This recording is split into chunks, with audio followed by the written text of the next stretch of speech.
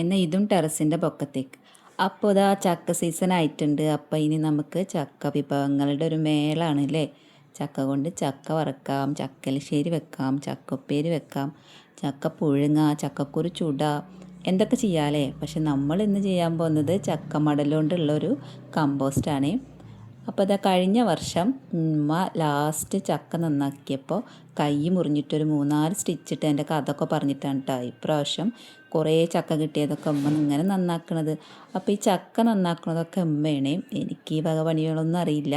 പിന്നെ അത്യാവശ്യം വേണ്ടി വന്നാൽ ഞാൻ നന്നാക്കും, അത് വേറെ കാര്യം. ഉമ്മയുടെ കൈ മുറിഞ്ഞപ്പോൾ കഴിഞ്ഞ പ്രാവശ്യം ഞാനും തന്നെ ഇട്ട് നന്നാക്കിയത്.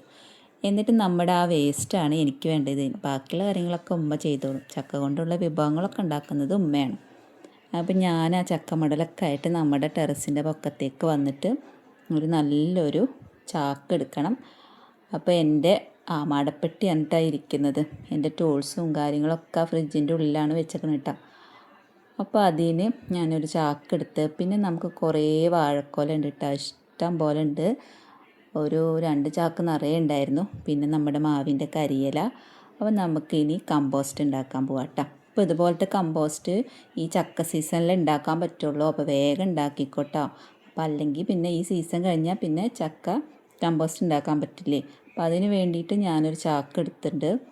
അത്യാവശ്യം ഒരു ചീഞ്ഞ ചാക്കന് കേട്ടോ, ഒരുപാട് പൊത്തും ഒക്കെ ഉള്ള ദ്രവിച്ച് പോകാനായ ചാക്കാണ് എടുത്തിട്ടുള്ളത്. അപ്പോൾ അതിലേക്ക് നന്നായി കാറ്റോട്ടം കിട്ടുമല്ലോ എന്ന് വിചാരിച്ചിട്ട്.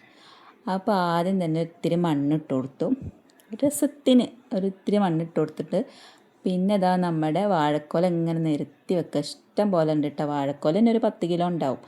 അപ്പം നമ്മൾ കുറേ മാവിൻ്റെ അല്ല കരിയില എന്നിട്ട് നന്നായിട്ട് കരിഞ്ഞ കരിയിലയാണ്. എല്ലാ പ്രാവശ്യം ഉണ്ടാക്കുന്ന പോലത്തെ കമ്പോസ്റ്റ് തന്നെയാണ്.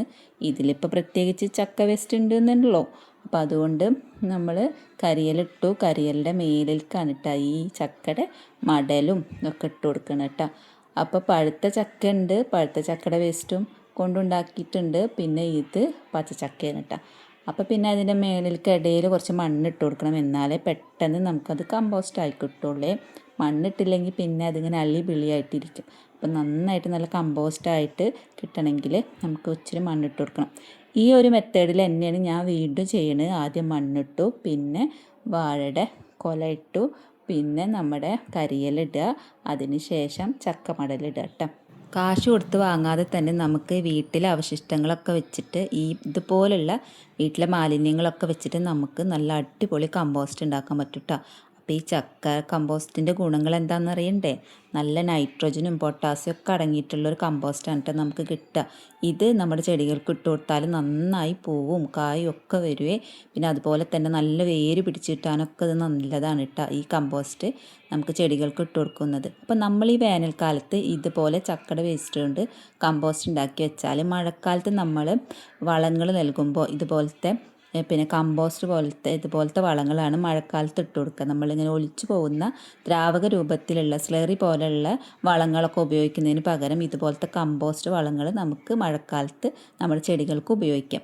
അപ്പോൾ മഴക്കാലത്ത് നമ്മൾ ദ്രാവക രൂപത്തിലുള്ള ഇതൊക്കെ ഒഴിച്ചു കൊടുക്കുമ്പോൾ അത് മഴ പെയ്യുമ്പോൾ അതങ്ങോട്ട് ഒലിച്ചു പോകും. അപ്പോൾ ഇതുപോലത്തെ കമ്പോസ്റ്റ് വളങ്ങൾ നമ്മുടെ ചെടികൾക്ക് ഇട്ട് കൊടുക്കുമ്പോൾ അതവിടെ പിടിച്ച് നമ്മൾ മഴക്കാലത്തും നല്ല കായും പൂവും എല്ലാ പൂക്കളുണ്ടാകുന്ന ചെടികളും പച്ചക്കറികൾക്കൊക്കെ നല്ല വളർച്ചക്കൊക്കെ നല്ലതാണ് കേട്ടോ. അപ്പോൾ ഇതിപ്പോൾ തന്നെ ഉണ്ടാക്കി വെക്കുക. ഞാനിപ്പോൾ ഓൾറെഡി ഒരു ചാക്ക് ഉണ്ടാക്കി വെച്ചു, 2ാമത്തെ ചാക്കാണ് ഉണ്ടാക്കി വെക്കണം. പിന്നെ നമ്മുടെ വീഡിയോയിൽ ഫസ്റ്റ് തന്നെ കണ്ടില്ലേ നമ്മുടെ സ്ലാബിൻ്റെ അടിയിൽ കുറേ ചക്ക ഇരിക്കുന്നത്. അപ്പോൾ അതിൻ്റെ എല്ലാ മടലുകൊണ്ടും ഞാൻ ഇതുപോലെ ഉണ്ടാക്കി വെക്കാൻ വിചാരിച്ചിട്ടുണ്ട് കേട്ടോ. അപ്പോൾ ഇത് സീസണാണ്, സീസണിൽ നമുക്ക് ഉണ്ടാക്കാൻ പറ്റുന്നതാണ് കേട്ടോ.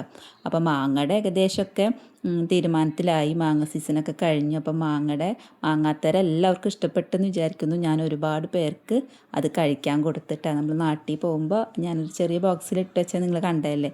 അപ്പോൾ ആ ബോക്സായിട്ട് പോയിട്ട് അവിടെ എൻ്റെ അമ്മക്കും പിന്നെ കുറച്ച് ആൾക്കാർക്ക് എന്നെ പറ്റിയിട്ട് പുകഴ്ത്തി പറയുന്ന കുറച്ച് ആൾക്കാരുണ്ടായിരുന്നു. അവർക്കൊക്കെ ഞാനത് കൊടുത്തിട്ടാണ് ഗിഫ്റ്റായിട്ട് കൊടുത്തു. ഗിഫ്റ്റ് എന്ന് പറയാൻ ഓരോന്ന് 2 കൊടുക്കാനുണ്ടായുള്ളൂ. അപ്പോൾ അതൊക്കെ കൊടുത്തുട്ടാ.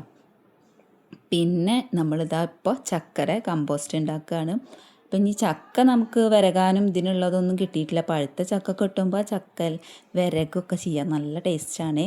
ചക്ക കൊണ്ടുള്ള ഒരുപാട് വിഭവങ്ങളൊക്കെ ഉണ്ട്. പക്ഷെ നമ്മുടെ ചാനലിൽ അതൊന്നും റീച്ച് ഇല്ലാത്തത് കൊണ്ടാണ് ഞാൻ ഈ ഫുഡ് ഐറ്റംസ് ഒന്നും അധികം ഇടാത്തിട്ട, കുക്കിംഗ് വീഡിയോസ് ഒന്നും അധികം ചെയ്യാത്തത്.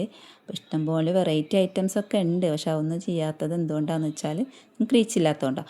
അപ്പോൾ നമ്മുടെ ഈ റീച്ച് തരുന്ന ഈ കമ്പോസ്റ്റ് ഉണ്ടല്ലോ, അത് നമ്മളിതാ ഇതിൽ നിറച്ചും ഇതേപോലെ ഫില്ല് ചെയ്തിട്ട് ലാസ്റ്റ് കരിയിലൊക്കെ ഇട്ട് അതിലേക്ക് കഞ്ഞിവെള്ളം ഒഴിച്ചു കൊടുക്കണം കേട്ടോ. അപ്പോൾ ഒരു ചാക്ക് എനിക്ക് കെട്ടി വെക്കാൻ പറ്റിയിട്ടുണ്ടായിരുന്നു, ഈ ചാക്ക് എനിക്ക് കെട്ടി വെക്കാൻ പറ്റിയിട്ടില്ല. നമ്മുടെ എല്ലാ വേസ്റ്റും ആ ചാക്കിൻ്റെ ഉള്ളിൽ നിറച്ച് സൂപ്പറാക്കിയിട്ടുണ്ട് കേട്ടോ. ഇനി ഞാനൊരു കവർ വെച്ചിട്ട് അത് മൂടിയിടുകയാണ്.